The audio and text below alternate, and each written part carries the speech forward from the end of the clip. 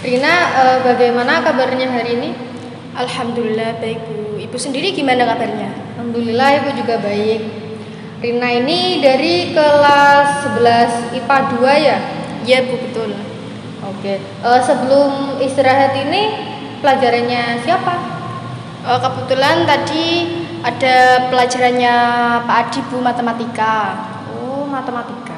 Bagaimana pelajaran matematika yang diajarkan Pak Adi? Ya begitulah Bu. Gimana lagi kalau matematika ya Iya, banyak yang baik. bosan. Ibu paham. Oke. Sekarang kita langsung saja tanpa membuang waktu karena tidak banyak waktu yang kita punyai. Seperti yang kita sudah lakukan kemarin dan sesuai janji kita, di mana ini adalah pertemuan kedua yang akan kita lakukan dalam konseling individu ini. Di konseling kali ini kita hanya mendapatkan waktu 30 menit untuk mendiskusikan masalah yang Rina punyai lebih lanjut lagi. Bagaimana Rina? Apakah Rina setuju? Iya Bu, saya setuju. Baiklah, sekarang sebelum kita membahas lebih dalam masalah yang Rina hadapi, di sini Ibu sebagai konselor memiliki beberapa kode etik yang harus Ibu lakukan di dalam sini, di mana Rina juga harus mengerti yang pertama yaitu asas keterbukaan, di mana Rina nanti bisa menjelaskan semua masalah yang Rina punyai tanpa ada paksaan, dan itu semua kemauan Rina sendiri. Selanjutnya ada asas kesukarelaan, di mana semuanya bebas. Rina menceritakan apa yang Rina alami, semua tergantung pada diri Rina sendiri. Yang terakhir ada asas kerahasiaan. Rina tidak perlu takut apabila nanti masalah Rina akan bocor atau tersebar kemanapun. Rina tidak perlu khawatir karena Ibu punya asas yang dinamakan asas kerahasiaan, di mana asas itu harus Ibu lakukan sebagai konselor. Seperti itu. Apakah Rina mengerti? Ya Bu, insya Allah saya mengerti. Baiklah. Sekarang seperti yang Rina katakan di hari yang lalu, di mana Rina memiliki masalah yaitu terkait pelecehan seksual. Bisa Rina jelaskan atau Rina ceritakan kisah Rina dari awal hingga akhir supaya Ibu bisa memahami masalah yang Rina hadapi. Silakan. Gimana ya Bu? Jangan khawatir, jangan takut. Semua yang Rina ceritakan di sini hanya Ibu dan Tuhan yang tahu. Jadi bebas, Rina ingin menceritakan apa saja. Rina bisa percayakan semua itu ke Ibu. Silakan Rina. Baik Bu. Jadi gini Bu. 1 tahun lalu ketika saya kelas 10, kan sekarang saya kelas 11 Ya. Nah kejadian itu berlangsung ketika saya kelas 10. Nah saat itu kan saya ada di kelas sendiri Bu, karena teman-teman waktu itu ada di kantin semua karena waktunya istirahat. Nah saya berdiam di dalam kelas sendiri. Kemudian beberapa menit yang lalu tiba-tiba ada dua anak, yaitu kakak kelas saya, yang tiba-tiba masuk ke kelas saya. Ya saya nggak tahu Bu, kiranya ya mau pinjam spidol atau pinjam sapu atau apa gitu. Ya saya tidak menghiraukan mereka itu mau ngapain gitu. Nah, tapi kok makin kesini kok mereka itu mendekati saya Bu. Dua orang itu, yang satu temannya itu tiba-tiba langsung memegangi kedua tangan saya. Terus yang satunya itu lah kok malah itu memegang sebagian tubuh saya yang sepatahnya tidak dipegang. Intinya seperti ya memperlakukan saya tidak senonoh Bu. Seperti Nah, saat itu saya sudah melawan Bu, namun tenaga saya itu kurang kuat. Karena kan mereka kan cowok, saya cewek. Jadi tenaga saya itu kurang kuat. Nah, saat itu saya sudah mencoba berteriak beberapa kali, namun karena saat itu sedang istirahat, jadi tidak ada teman yang dengar mungkin Bu. Nah, saat itu kemudian saya didorong, lalu kemudian saya dipojokkan Bu. Lalu alhamdulillah itu beberapa menit ada teman saya yang masuk kelas, satu orang cewek. Setelah itu baru dua anak itu baru keluar dari kelas saya Bu. Oh, seperti itu. Jadi perlakuan yang tidak senonoh yang kakak kelas Rina lakukan itu alhamdulillahnya tidak sampai berbuat yang lebih parah lagi ya. Tidak Bu, tapi semenjak kejadian itu saya merasa trauma banget Bu. Saya merasa takut Bu. Merasa takut. Sekarang posisinya kakak kelas itu masih sekolah di sini? Sudah lulus Bu, karena ketika saya masih kelas 10, mereka itu kelas 12. Nah, sekarang kan saya kelas 11. Jadi mereka sudah lulus Bu. Oke, seperti itu. Sekarang dari rasa trauma yang Rina alami itu apa yang Rina rasakan? Setiap kali bertemu dengan laki-laki, apa yang Rina rasakan? Semenjak kejadian itu, setiap kali saya bertemu dengan laki-laki, saya merasa takut Bu, saya merasa terganggu. Ketika ada laki-laki yang mendekat, saya ya mencoba menjauh dari mereka. Saya takut banget Bu sama laki-laki. Seperti itu.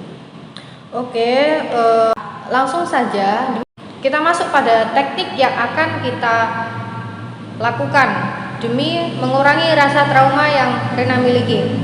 Teknik tersebut yaitu dinamakan talk stopping, yang artinya memberhentikan suatu pikiran-pikiran di mana pikiran negatif yang selalu menghantui pikiran Rina. Langkah pertama, sebelumnya Ibu jelaskan kepada Rina. Jadi nanti yang harus Rina lakukan yaitu mendengarkan apa yang Ibu katakan, melakukan apa yang Ibu perintahkan. Sampai sini paham? Insya Allah paham Bu. Oke, baiklah. Sekarang silakan dirilekskan dulu tempat duduknya senyaman mungkin. Oke. Sandaran juga lebih baik biar lebih rileks. Nah, tarik nafas dalam-dalam, keluarkan. Sekarang gimana? Sudah lebih nyaman? Sudah lebih rileks? Oke, sudah. Langkah selanjutnya bisa Rina menutup mata Rina. Setelah ini dengarkan apa yang Ibu katakan. Coba bayangkan pengalaman penyebab Rina trauma, yang menyebabkan Rina menjadi trauma seperti sekarang ini, yang menyebabkan Rina selalu takut untuk berhadapan dengan laki-laki. Bayangkan kembali pengalaman-pengalaman tersebut. Setelah ini kita beralih pada bayangan di mana pengalaman-pengalaman bahagia yang Rina alami. Rina selalu merasa bahagia bersama teman-teman Rina, merasa bahagia jika bersama keluarga Rina, apalagi yang paling utama jika bersama ayah. Rina selalu merasa aman jika bersama sepupu laki-laki Rina atau saudara laki-laki Rina. Rina selalu merasa terlindungi, selalu merasa aman, selalu merasa bahagia jika bersama mereka. Oke. Selanjutnya kita beralih pada tahap di mana pola pikir Rina sedikit demi sedikit harus diubah. Yang tadinya Rina selalu merasa takut pada semua laki-laki, sekarang coba pikirkan jika ada laki-laki seperti ayah yang selalu melindungi Rina, ada laki-laki seperti saudara-saudara laki-laki Rina, yang mana tidak semua laki-laki itu buruk seperti laki-laki yang sudah berbuat buruk kepada Rina. Dari pengalaman buruk tersebut, Rina harus bisa mengambil hikmahnya, di mana Rina bisa lebih hati-hati kepada laki-laki.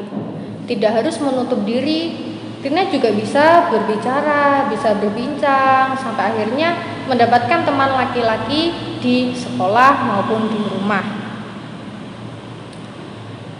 Nah, dari penjelasan tadi, sekarang coba Rina kembali pada pengalaman 1 tahun yang lalu, di mana rasa sakit itu Rina alami, dan sekarang yang harus Rina lakukan yaitu menerima kejadian tersebut dan memaafkan. Rina harus sadar bahwa pengalaman tersebut sudah terlewat. Sekarang di kehidupan Rina sudah tidak ada lagi laki-laki yang berbuat jahat kepada Rina. Semua orang baik kepada Rina, semua orang sayang kepada Rina. Dan yang lebih penting, Rina harus bisa mengatakan stop pada pikiran-pikiran negatif yang Rina miliki, kepada rasa takut yang Rina miliki, kepada rasa cemas yang Rina miliki terhadap laki-laki. Oke.